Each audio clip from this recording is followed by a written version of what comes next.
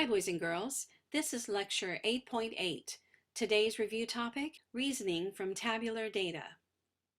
What is tabular data? It's data given in table form, such as the data we see here. Often in real-world applications of calculus, such as population, temperature, fluid flow, and motion, data is available, but a closed-form function is not known. For this reason, we must learn to work from the tabular data given to approximate quantities such as the rate of change of the function, the net change of the function, and the average value of the function.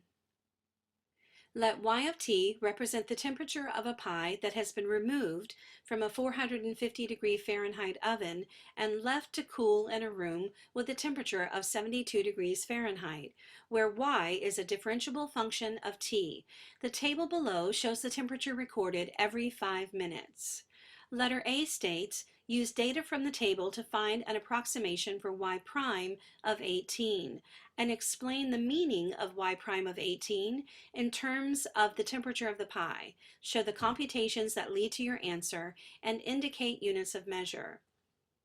Well, we do not have a temperature for 18, but we can use the closest data available to find the rate of change of temperature at 18. So let's use the slope formula to find the rate of change between 15 and 20, and that will be our approximation for the rate of change at 18. So we'll find y of 20 minus y of 15 over 20 minus 15. This will be 257 minus 292 over 20 minus 15, which will be negative 35 over 5, which is negative 7 degrees per minute. This means that after 18 minutes, the pie was cooling at a rate of approximately negative 7 degrees per minute. Letter B. Use data from the table to find the value of the integral from 10 to 25 of y prime of t dt and explain the meaning of the integral from 10 to 25 of y prime of t dt in terms of the temperature of the pie. Indicate units of measure. Well, the integral from 10 to 25 of y prime of t dt will be y of 25 minus y of 10, which is 226 minus 338, which is negative 112 degrees. This means that from minute 10 to minute 25, the temperature of the pie dropped 112 degrees. Letter C. A model for the temperature of the pie is given by the function w of t is equal to 72 plus 380 e to the negative 0.036 t, where t is measured in minutes and w of t is measured in degrees Fahrenheit. Use the model to find the value of w prime of 18 and indicate units of measure. This function will tell what the temperature of the pie is at a given time. The first derivative will tell us the rate at which the temperature is changing. So let's find the derivative of this function. W prime of t is equal to negative 13.68 e to the negative 0.036 t. Therefore, the rate at which the temperature is changing at minute 18 will be negative 13.68 e to the negative 0.036 times 18, which is approximately negative 7.156 degrees Fahrenheit per minute. So at minute 18, the temperature of the pie is changing at a rate of negative 7.156 degrees Fahrenheit per minute. Letter D. Use the model given in part C to find the time at which the temperature of the pie is 300 degrees Fahrenheit.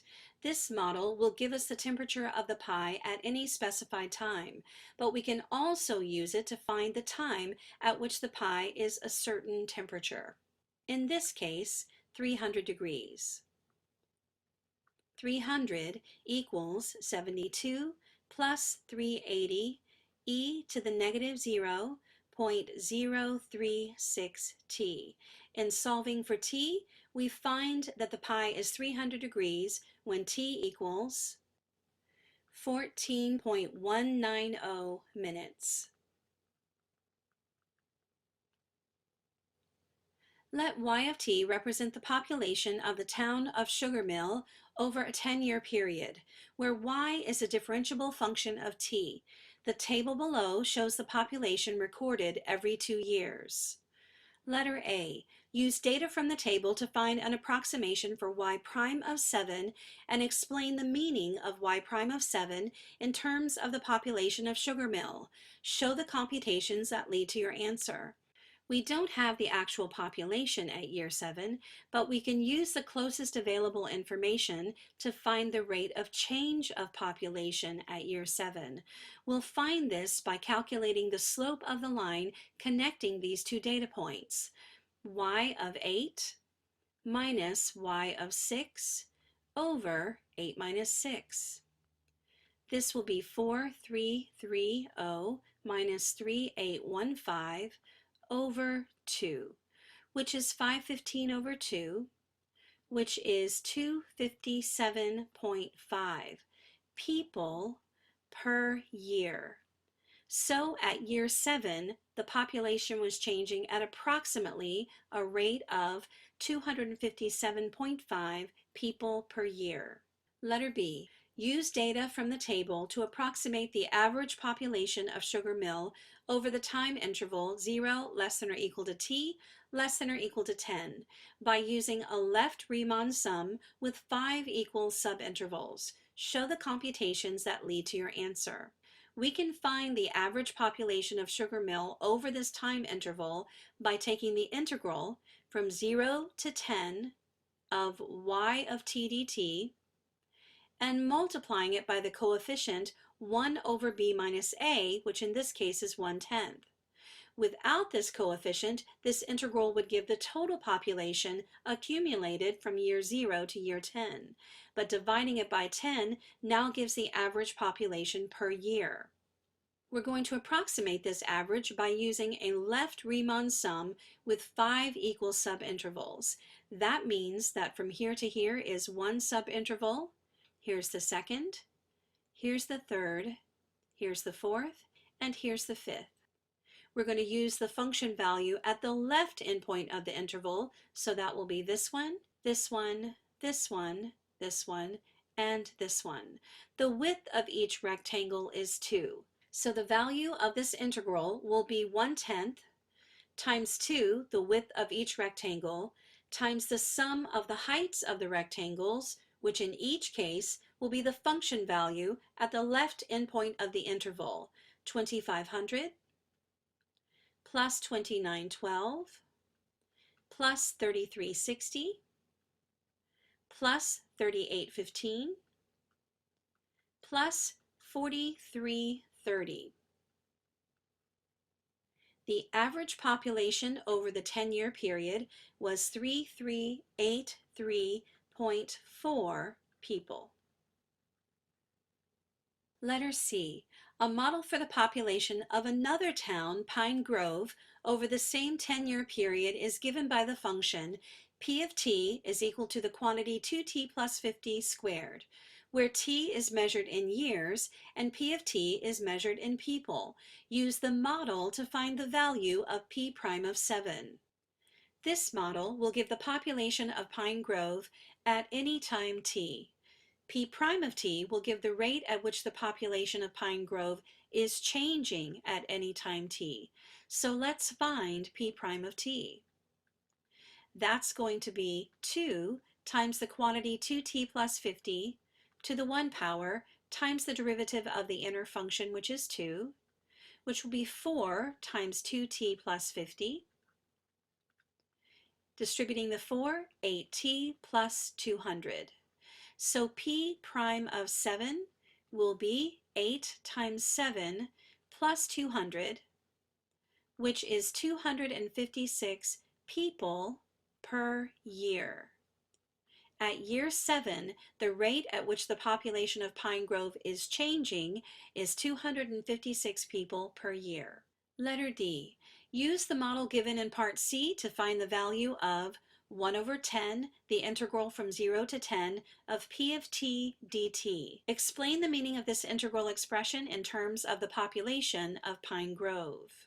This integral will give the average population over the 10-year period. So let's integrate that function. 1/10 from 0 to 10, 2t plus 50 quantity squared dt. We'll need a 2 here and multiply by 1/2 on the outside. Then we'll integrate by adding 1 to the exponent and dividing by the new exponent.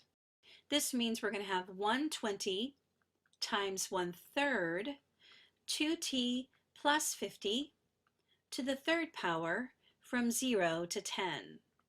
After a few more calculations, you'll find the value of the integral is 3633.333 people. So over the 10-year period, the average population of Pine Grove was 3,633.333 people. A bowl of soup is placed on the kitchen counter to cool. Let T of x represent the temperature of the soup at time x, where T is a differentiable function of x. The temperature of the soup at selected times is given in the table below. Letter A. Use data from the table to find the integral from 0 to 12 of t prime of x dx. Explain the meaning of this definite integral in terms of the temperature of the soup. Well, the value of this integral is going to be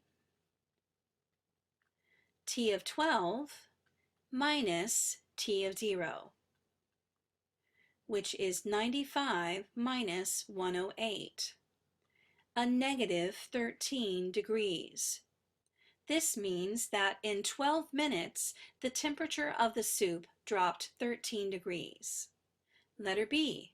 Use data from the table to find the average rate of change of t of x over the time interval from x equals 4 to x equals 7. Well, the average rate of change from x equals 4 to x equals 7 can be found by calculating the slope of the line connecting these two data points. So we'll need t of 7 minus t of 4 over 7 minus 4. This is 99 minus 101 over 7 minus 4, which is negative 2/3 degrees Fahrenheit per minute. So on the time interval from x equals 4 to x equals 7, the soup is cooling at a rate of negative 2/3 degrees Fahrenheit per minute. Letter C. Explain the meaning of 1 over 12 times the integral from 0 to 12 t of x dx in terms of the temperature of the soup and approximate the value of this integral expression by using a trapezoidal sum with 3 subintervals. This integral will give the average temperature of the soup on the 12-minute time interval. We're going to approximate the value of this integral by using a trapezoidal sum with 3 subintervals. Here is one subinterval, another, and the third. Notice that the width of each subinterval is not uniform. The width of the first is 4, the width of the second is 3, and the width of the third is 5. This means that we have to find the area of each trapezoid individually and add them together. Remember that the area of a trapezoid is 1/2 times the height of the trapezoid times the sum of the bases. So the value of this integral will be 1/12 times the sum of the areas of the 3 trapezoids. The area of the first trapezoid will be 1/2 times the height of the trapezoid, which is 4, times the sum of the bases, 108 plus 101. The area of the second trapezoid, 1/2, times the height, 3, times the sum of the bases, 101 plus 99. The area of the third trapezoid, 1/2, times the height, 5, times the sum of the bases, 99, plus 95. This expression equals 100.25 degrees Fahrenheit. So on the 12-minute period, the average temperature of the soup was 100.25 degrees Fahrenheit. Our last example is from the 2009 AP exam. This question is on the No Calculator Allowed section of the exam. Let f be a function that is twice differentiable for all real numbers. The table above gives values of f for selected points in the closed interval 2 less than or equal to x less than or equal to 13. Estimate f prime of 4 and show the work that leads to your answer. We don't have a function value for 4, but we can use the closest available data to find an estimate for f prime of 4. Calculating the slope of the line connecting these two data points will be an approximation of f prime of 4. So we'll need f of 5 minus f of 3 over 5 minus 3. That's going to be negative 2 minus 4 over 5 minus 3. Negative 6 over 2, which is negative 3. Letter B. Evaluate the integral from 2 to 13 of 3 minus 5f prime of x dx and show the work that leads to your answer. We'll need to separate this integrand into two integrals. We'll have the integral from 2 to 13 of 3 dx minus 5 times the integral from 2 to 13 of f prime of x dx. This will be 3x from 2 to 13 minus 5 times f of 13 minus f of 2. This will be 3 times 13 minus 3 times 2 minus 5 times f of 13, which is 6, minus f of 2, which is 1, 39, minus 6, minus 5 times 5. 33 minus 25 is 8. Letter C. Use a left Riemann sum with subintervals indicated by the data in the table to approximate the integral from 2 to 13 f of x dx. Show the work that leads to your answer. So we'll have an interval from 2 to 3, an interval from 3 to 5, an interval from 5 to 8, and a fourth interval from 8 to 13. Notice that the widths of the intervals are not uniform, so we're going to have to find the area of each rectangle and add them together to approximate the value of this integral. The width of each rectangle will be the width of the subinterval. The height of the rectangle will be the function value at the left endpoint of the interval. So the value of this definite integral from 2 to 13 of f of x dx is approximately equal to, the first rectangle has a width of 1 and the height of the rectangle will be 1. The second rectangle has a width of 2 and the height will be 4. The third rectangle has a width of 3 and the height will be negative 2. And the fourth rectangle has a width of 5 and the height will be 3. 1 plus 8 minus 6 plus 15 is 18. 18 is an approximation of this definite integral. Letter D. Suppose f prime of 5 is equal to 3 and f double prime of x is less than 0 for all x in the closed interval 5 less than or equal to x less than or equal to 8. Use the line tangent to the graph of f at x equals 5 to show that f of 7 is less than or equal to 4. Use the secant line for the graph of f on 5 less than or equal to x less than or equal to 8 to show that f of 7 is greater than or equal to 4/3. I've provided a sketch of what f might look like based on the information given. The function value at 5 is negative 2 and the function value at 8 is 3. We're also told that between 5 and 8, f double prime is less than 0, which means the graph is concave down there. We also know that the slope at 5 is 3, and we're going to find the equation of the tangent line there based on the slope and the function value that we have. So if the slope at 5 is 3 and the point there is 5 comma negative 2, let's write the equation of this tangent line. Y plus 2 will equal 3 times x minus 5. Writing this in slope-intercept form gives me y equals 3x minus 17. Here is that tangent line. We're going to use this tangent line to discover what's happening on the curve at x is equal to 7. Let's find the function value on the tangent line at x equals 7. Y of 7 will be 3 times 7 minus 17, which is 4. So at 7 on the tangent line, we have a function value of 4. Since the curve is concave down on this interval, that means it must lie below the tangent line, which means the function value on the curve at 7 must be less than 4. And that's what we were asked to show in the first part of this question. Now let's find the equation of the secant line connecting the points 5 comma negative 2 and 8 comma 3. We'll first need to calculate the slope. 3 minus a negative 2 over 8 minus 5. This is 5/3. Now let's write the equation of the line using one of the data points and the slope. Y plus 2 is equal to 5/3 x minus 5. In slope-intercept form, this is y equals 5/3 x minus 31 over 3. Here is that secant line. Let's find the function value on the secant line at x equals 7.